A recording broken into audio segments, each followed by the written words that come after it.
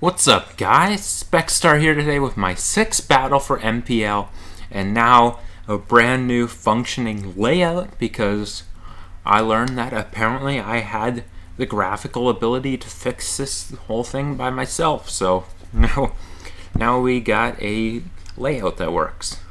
Hopefully well enough. Anyway, this week I'm going up against Aberforth, and despite his not so great record right now, he does have a team full of many threats, more than just the ones you see here. That made his team pretty annoying and difficult to prep for. So, speaking of preparing for his team, let's look at the team I got here. Starting off here, I got a Mega Medicham with just about every move it gets that doesn't force it to run high jump kick and risk that stupid thing missing. I'm running all its core moves except for Ice Punch and except for anyone that doesn't have 100 accuracy because, as you guys know, Mega Medicham is either busted or it misses. Next up here, I got Celesteela, and a bit of an interesting set here. More tailored towards his team and what I was kind of expecting to see. I've got HP investment and then special attack investment. Basically, a lot of the Pokemon that Steel is coming in on, their hits were kind of bouncing off. Either his Pokemon hit it too hard or they didn't hit it much at all, so I didn't really find the need to invest overly in either defense or special defense. I thought it was better to gain some more offensive power by making it modest. And basically, our Slash and Flamethrower, they kind of hit whatever the other doesn't hit. And Leech Seed and Protect and Lefties, you guys know how those work. Next up here, I have the Assault Vest T-Tar because I have a pretty shitty Gengar matchup. And the ability to pursue it is valuable. Making it max special defense pursuit means that I can take 2 Focus Blasts. Believe it or not, T-Tar not the best eater of Focus Blast, but I can take 2 with this investment. And the Assault Vest, I'm rocking Pursuit, of course, for the car. Crunch and Stone Edge is Stab to fire off, and Fire Punch for Scizor, right, yeah. That's why I've got so much fire coverage. Next up here, I've got Raikou. And the biggest thing jumping out about this set is probably Charge Beam. Basically, in this matchup, I didn't really need a 4th move. I was trying to find something that could have potentially situational value. And Charge Beam could potentially make him not come in. Or, I could have... what a word salad, holy crap. I'm going to have to cut that out. Anyway, if I am able to pick something off with Charge Beam, then potentially either the ability to clean or just hit whatever comes out next harder. Signal Beam, largely for Superior if I'm not mistaken, and Shadow Ball. Let's look at the cheat sheet. Look at the cheat sheet. It hit things like Donphan, but there's something else. I had another reason I wanted to run Shadow Ball. Potentially maybe just hit the Gengar harder because I know Thunderbolt doesn't know a KO. That's definitely a possible thing. Next up, Assault Vest Tangrowth. Basically a bit of a basic bitch set here. Hidden Power Fire hits the Scizor, Rock Tomb hits the Charizard. I could have ran Rock Slide, but for everything that isn't Charizard, dropping this speed was more important than getting the little bit of extra damage. And speaking of Charizard, I got my little destiny bond of a Comfey that's here to sacrifice its life and take down Charizard too, potentially. That's a lot of the purpose of Rocky Helmet Charizard. Of course, Comfey being a fairy forces Charizard to click Flare Blitz, which very much I imagine it would be, not likely Fire Punch in this matchup. And it will take a ton from Recoil, Rocky Helmet, and if Comfey survives, I get to throw off a Draining Kiss against the thing.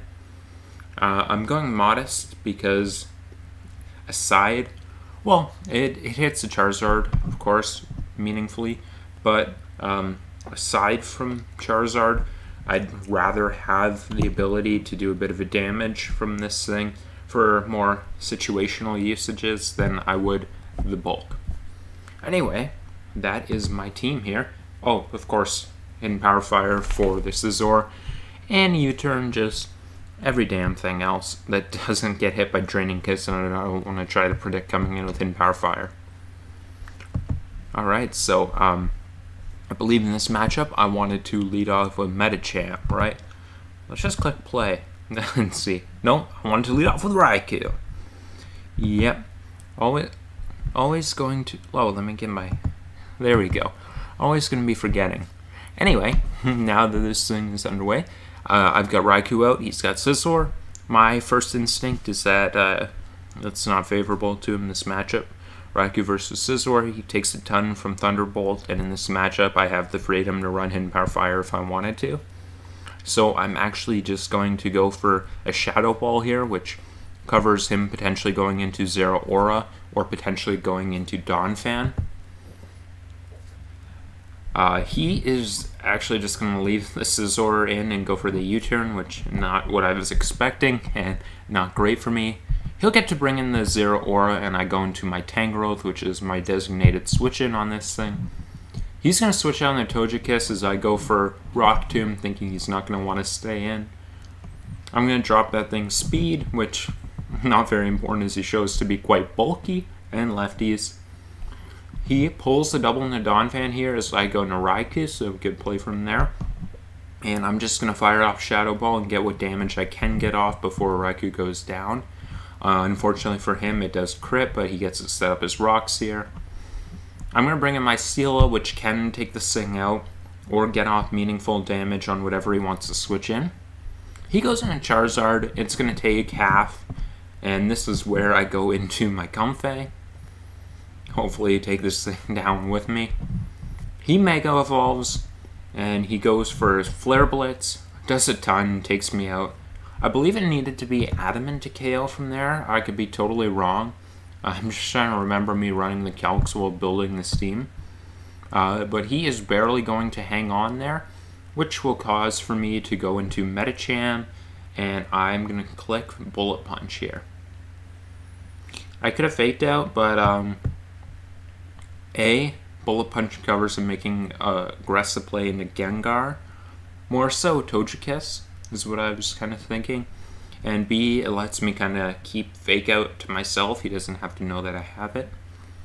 I'll get the Bullet Punch off here, do 47.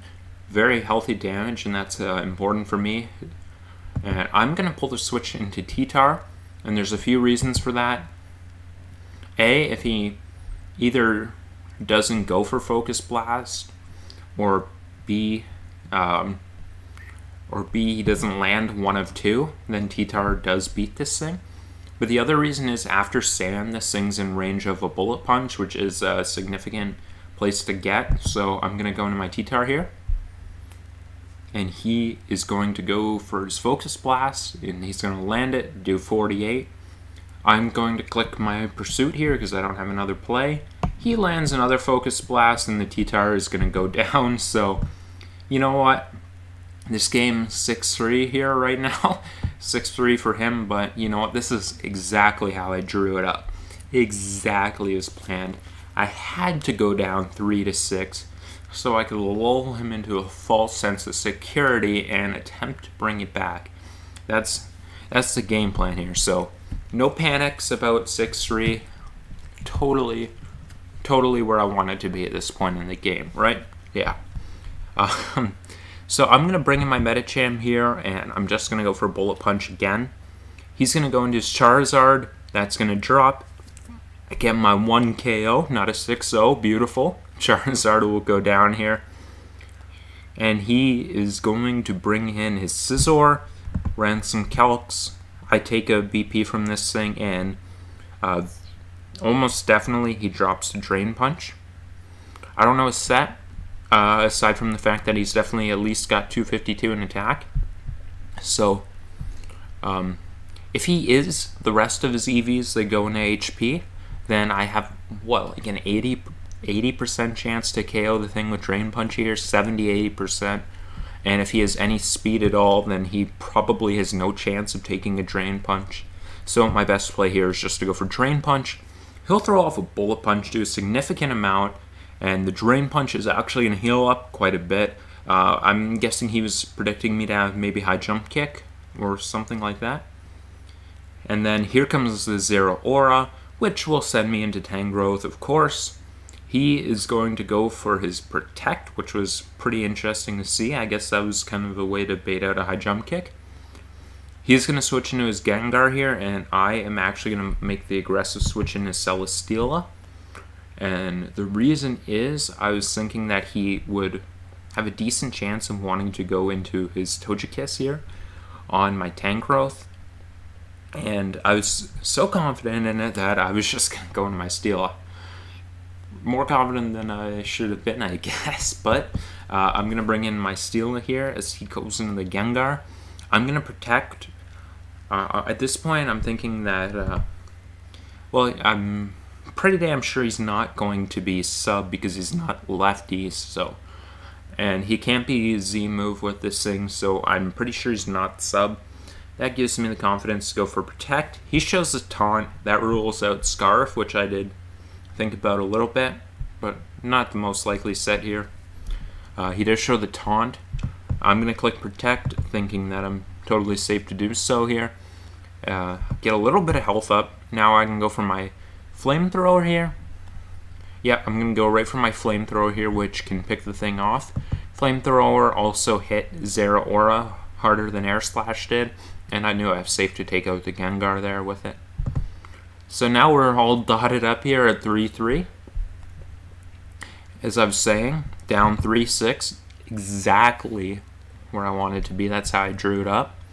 He's going to go into the Zero Aura, and as always, into Tangrowth. No need to get too aggressive here. He bulks up, but I know he's not Z, so I'm just going to throw off Giga Drains. And, oh no, I'm actually going to go for my Rock Tomb first, right?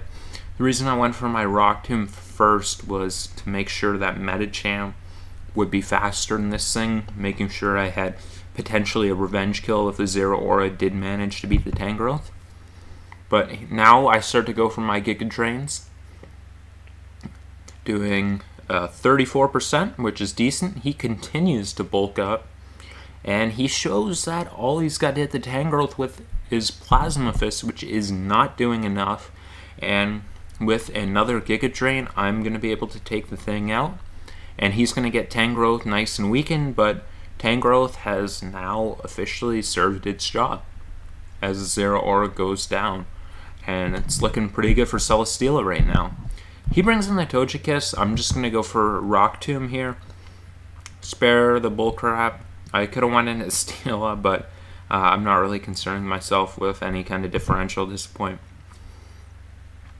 And this thing, not in range of Fake Out into Poison Jab quite yet, so I'm going to go into Steela here.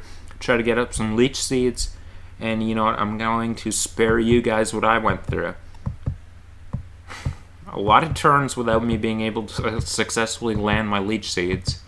Lot of turns until eventually I seed him and then he goes into Dawn Fan. I Protect to get a little bit of health recovery. And then I'm just going to click my Air Slash here, take out the Dawn Fan. It's all down to Celesteela versus Togekiss. So you'd think I'm going to be able to seed the thing right away because I've already clicked Leech Seed like 12 times trying to seed this thing. You'd think I'd be able to seed it for the second time, but not quite.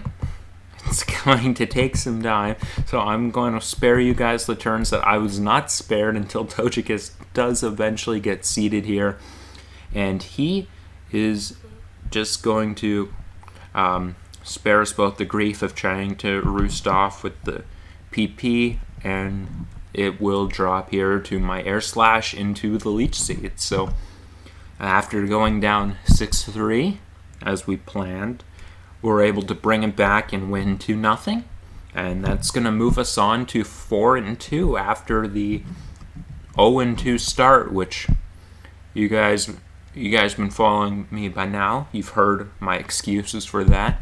I don't believe I need to reiterate my hacks excuses as to why that, but Anyway, after that 0-2 start, we are now back to 4-2. So we're getting hot at the right time, picking up a little bit of steam here, and we are at +4 differential now.